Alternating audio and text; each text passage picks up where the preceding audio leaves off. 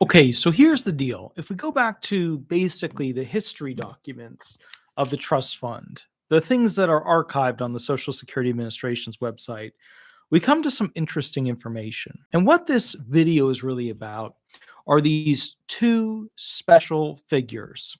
Now, I'm going to read to you something from this archived document, which is going to give you a better understanding of essentially what the major, massive, huge problem is with the Social Security trust funds.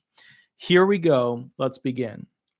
And this is from Suzanne Dembo Jaff, basically an individual who is embarking on the beginning journey of the public trustees on the Social Security Trust Fund Board. Now, just so you guys know what that is, I just want to make it very simple. There's this board, right, that oversees essentially who the trustees are going to be, that are releasing reports, reviewing, etc. I went through and mapped it out year by year as to essentially who was on it. Now, these are the signatures of the Old Age Survivor and Disability Insurance Trustees report, but they're on this board together. Now, in 1980-ish area, there were a lot of things going on. They knew that the trust funds were going to run out of funds. They knew that there was going to be a massive crisis on their hands.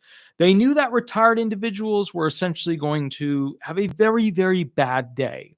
So what do? They passed a bunch of new taxes on the benefits that you paid as a tax back in the day.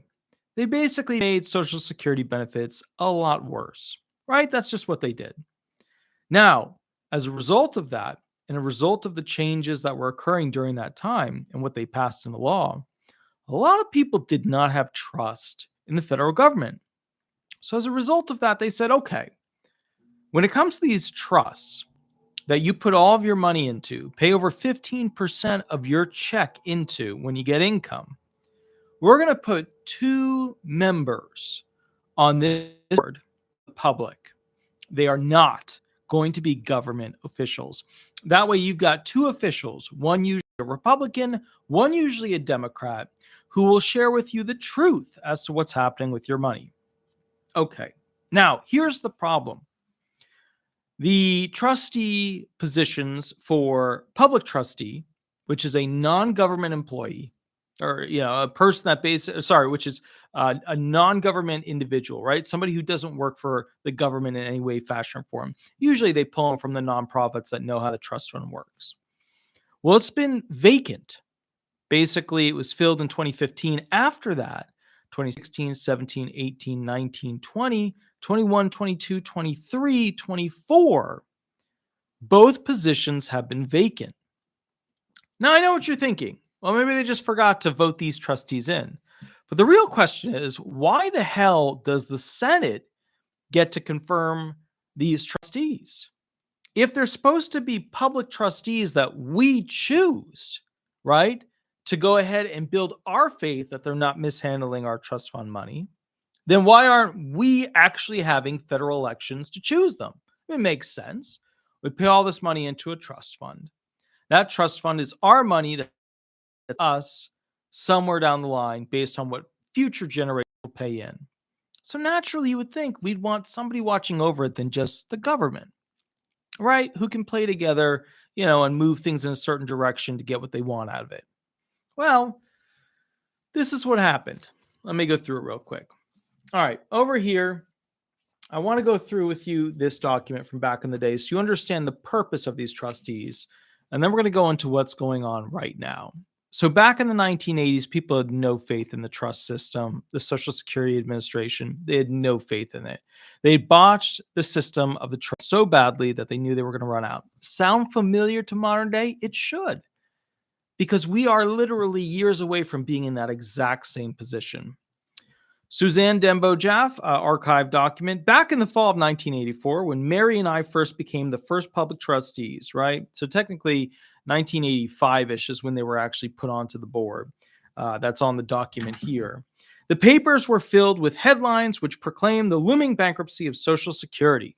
Most people, okay, both retirees as well as active employees, did not expect to collect their Social Security checks. And that's true. In the 1980s, it was a shit show. Early 1980s, people didn't believe in Social Security. They paid in all this money and they're not going to get anything out, right? That's what they believe. There was a crisis of confidence in the system. As the first two public trustees, Mary and I wanted to restore public confidence. Well, what could we do and what was expected of us? To find out, we turned to the 1983 National Commission on Social Security Reform, and there we learned that they'd recommended that 2 members of the general public be added to the board. The reasons for that was to inspire more confidence in the investment procedure and help to assure that the demographic and economic assumptions of the program can be developed in an objective manner. Continuing our search for definition, we turned to the Social Security Act. There we learned our duties to develop the issue, the trust fund report, and to review, if appropriate, and to recommend changes in trust fund investment policies. Mary and I were new at this, so we started asking a lot of questions to try and understand current investment policy and practices. Then we became involved in the preparation of the 1985 trustee report. The report projected back in 1985 that the trust funds would accumulate substantial reserves. That's important. Remember that part. That the trust funds would accumulate substantial reserves as we moved toward the next century. That's important. Remember it. The size of the accumulation was unprecedented. Oh. In March, we proposed to the board that we undertake a project to study investment policies. Our project included the following: to evaluate current policy, to review the management of the trust funds from both a statutory and administrative point of view, and to consider alternative policies and to recommend to the board what future policies should be.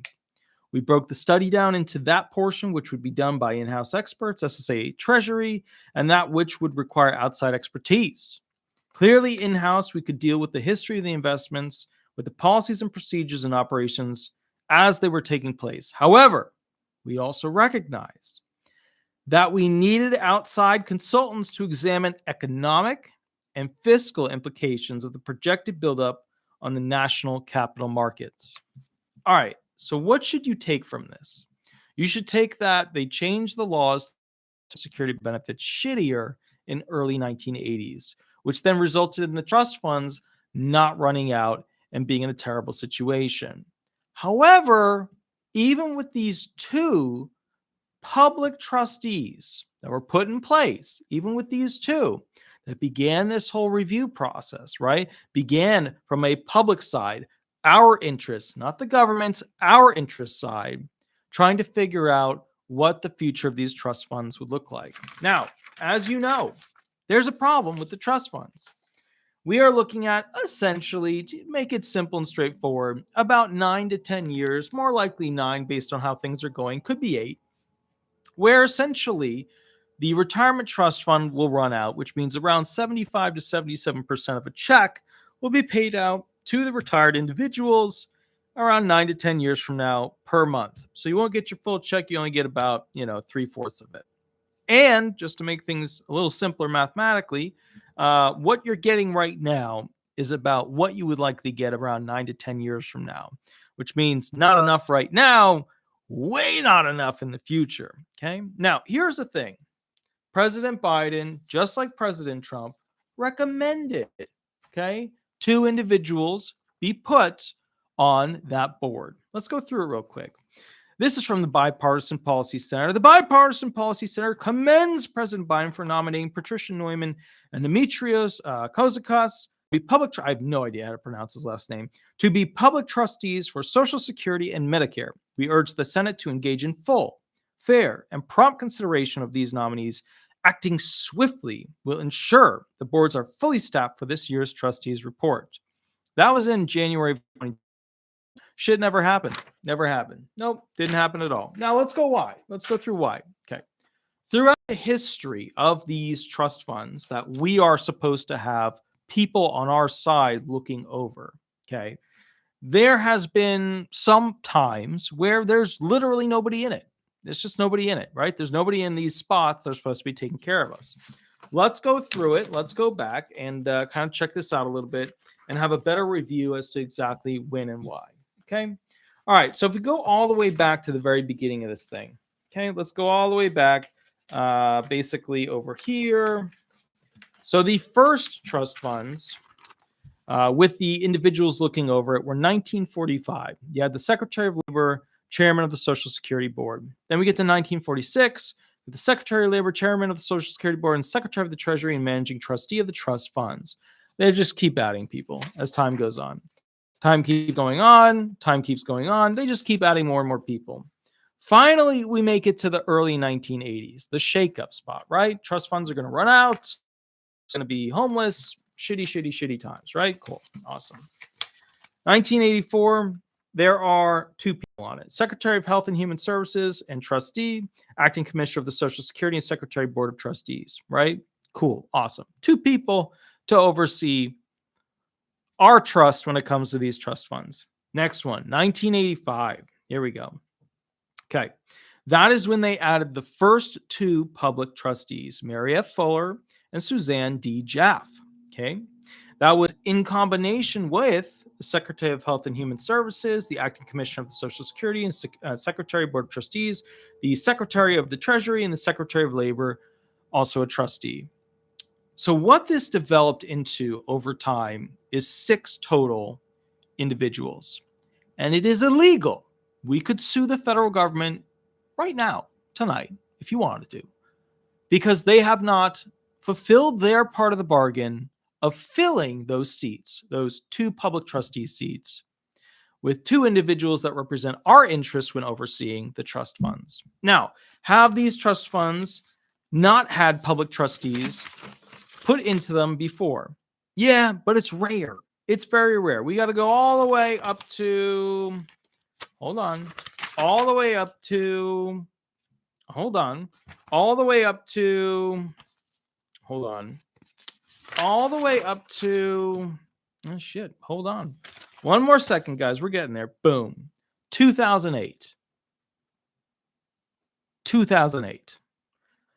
It's the first time in the history since 1985 that they did not elect public trustees to oversee our Social Security trust funds. Now, you might be saying, well, maybe they were just busy. Maybe they're just busy, right? 2009, vacant as well. 2010, vacant as well. 2011, they put 2 in, Charles Blahaus and Robert Reichar. No idea how to pronounce their names. 2012, same people. 2013, same people. 2014, same people. 2015, same people. You think there'd be a little bit of a change out there. 2016, vacant. And they remain vacant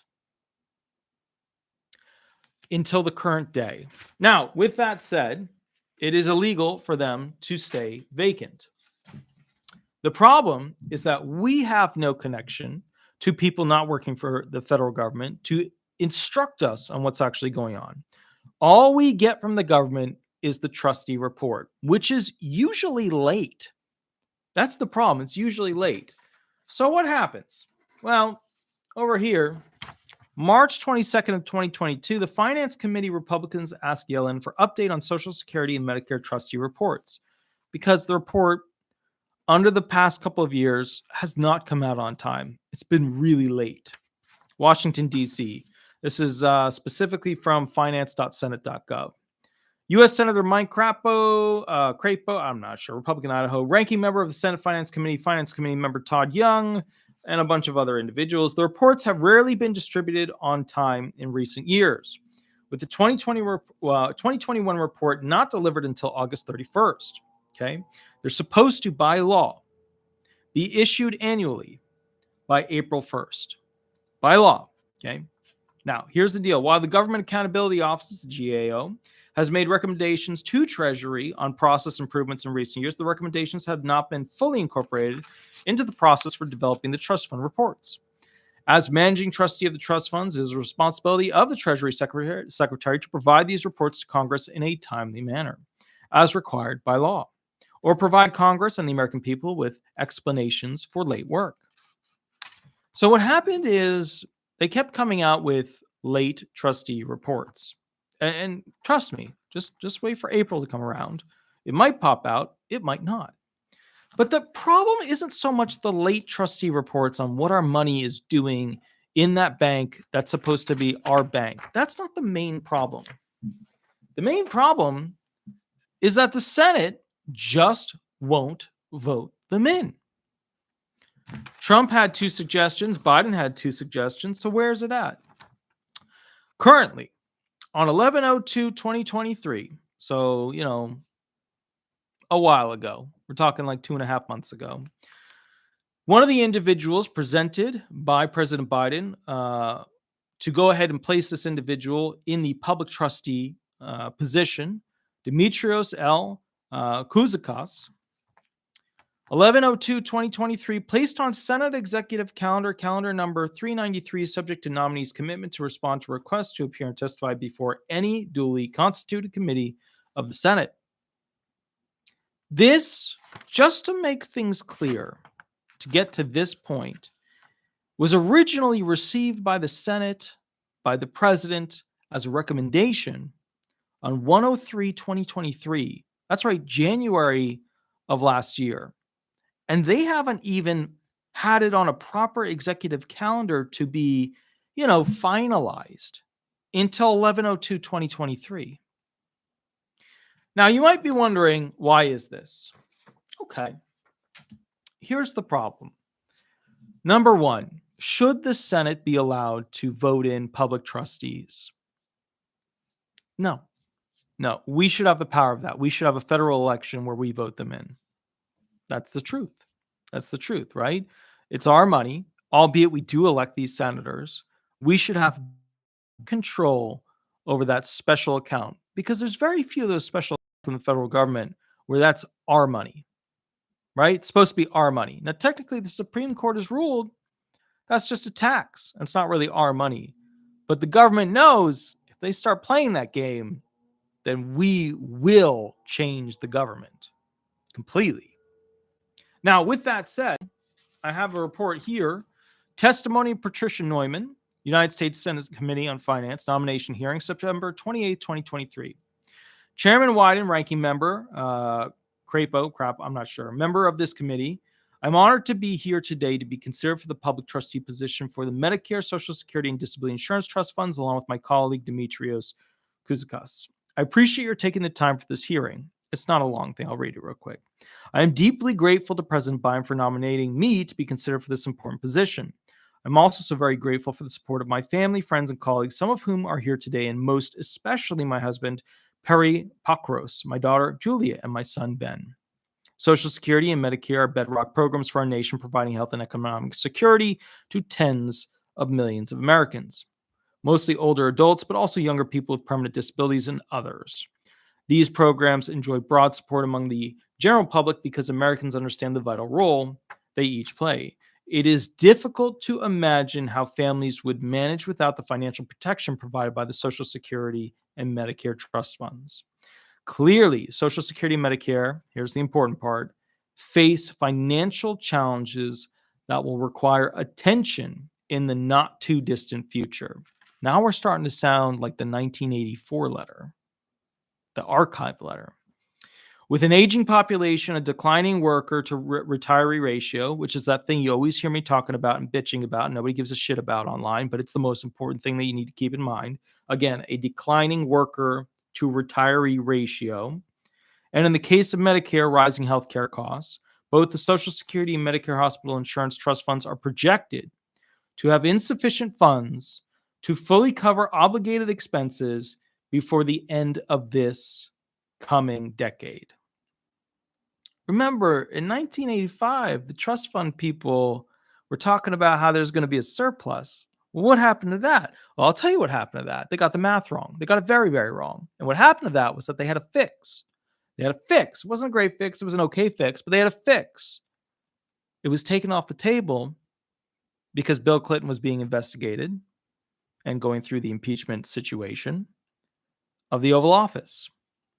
An interesting situation, a really, really interesting situation. I don't know if you guys know this, but the Oval Office, or rather the Resolute Desk, which saw the action related to President Bill Clinton and the Oval Office, was actually around going back to the 1800s. Yeah. And then basically it was brought, I think, in the 60s to the White House, Oval Office, like 64-ish. And then I think there were like 3 or 4 presidents that didn't use it, who chose really shitty, partners' desks, like really crappy ones.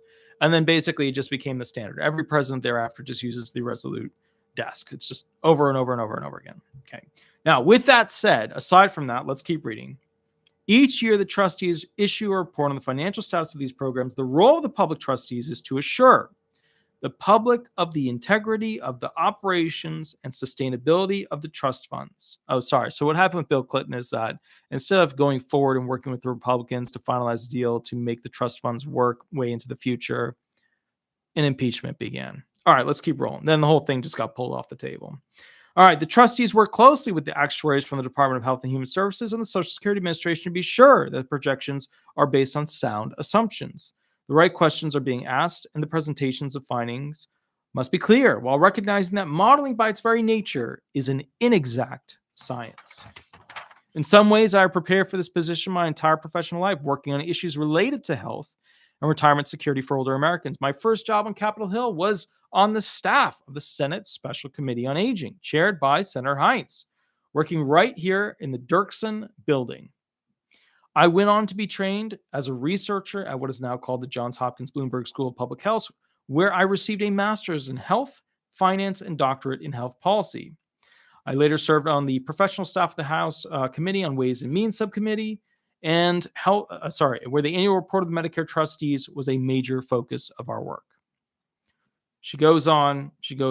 I understand that the primary role of a public trustee is to assure the integrity and objectivity of the projections, and that this is not a policymaking role.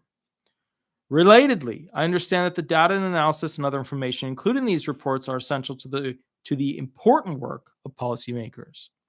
I believe I have the analytical skills required to fulfill this role and the communication skills to convey that information clearly. Since I was first nominated, I've been genuinely moved by the reactions of my family members, friends, and colleagues of all ages, virtually all of whom thank me in advance for being willing to do my part as a public trustee. If I am confirmed, mainly because they are counting on Medicare and Social Security to be in strong fiscal shape to support their health and financial security and retirement, as am I. If I am confirmed for this position, I will work to the best of my ability to fulfill the responsibilities with rigor and integrity. I would be honored to serve in this role, and I look forward to your questions. Thank you. All right. So again, what is that? That is a public trustee's letter going through the nomination hearing before the Senate Committee on Finance on September 28th, 2023. So from 2016 forward, we haven't had these people. It is interesting that also in 2008, we haven't had these people. So you've got to wonder why this is happening 2008, 2016, and why that continued all the way to the current day. Now, my suggestions are that these trustees should not be picked by the president. That's just political bias. That these trustees should not be essentially brought before the Senate. That's just literally putting, a bunny in front of an alligator, right? But that we should actually pick these individuals ourselves and have a separate, removed federal, voting system where we get to pick these individuals and none of the president, House members, or Senate members have a choice to actually touch this person as an employee of the federal government. I do not think it is appropriate that the federal government is able to choose the people. They're able to choose the people that oversee what we're going to learn about our trust funds. In fact, most people think that Bernie Sanders is the one who dictates on that stuff because he'll make a report, it'll show up in the news, and there's your update. All's there, everything's good, right? But that's not how it's supposed to be. My question to you at the end of this video. Also, Shirley Benoit, thank you for the $1.99 donation. That's awesome. Love it. I see the little, what is that? Spoiler alert. Indeed. Very cool. Thank you for the $1.99 donation. That's awesome. So my question to you guys is, what do you expect from the public trustees? If they get put in, if the Senate finalizes things, what do you expect from them? Do you want a report from them? Do you want them to release their recommendations? Do you want them to find out where exactly the problem is going to be, ask new questions. Like, what do you want from them? Because they're supposed to be your people. They're not the commissioner. They're not the, senator of this, trustee member of that. They're supposed to be your people. What do you expect from them? And the main thing that I always worry about when the Senate gets to choose people is that you're seeing colossal bias on an epically obvious level. You have Republicans and Democrats, right? I mean, I guarantee one of these is a Democrat and one of these is a Republican as registered. They always do that. They always pick one Democrat and one Republican. It's just the way the bias is. They know that each side is going to bias, each side is going to preference. So they're picking two individuals, one from each pack, which tells you right there that the whole point of this thing is to pick one person the Republicans are happy with and one person the Democrats are happy with. That's the whole gig. So my point to you, my question to you is, what do you expect from these public trustees going forward? Because we have not had them during some of the most crucial times in American history, including the 2008 recession/depression, and of course the COVID recession/depression that we had as well. So anyways, I will catch you guys in the next video. We're going to be talking about specifically retirement benefits. A new report came out, which was pretty interesting. Said that basically 96% of retirees are losing out on $3.4 trillion, or about $111,000 per household.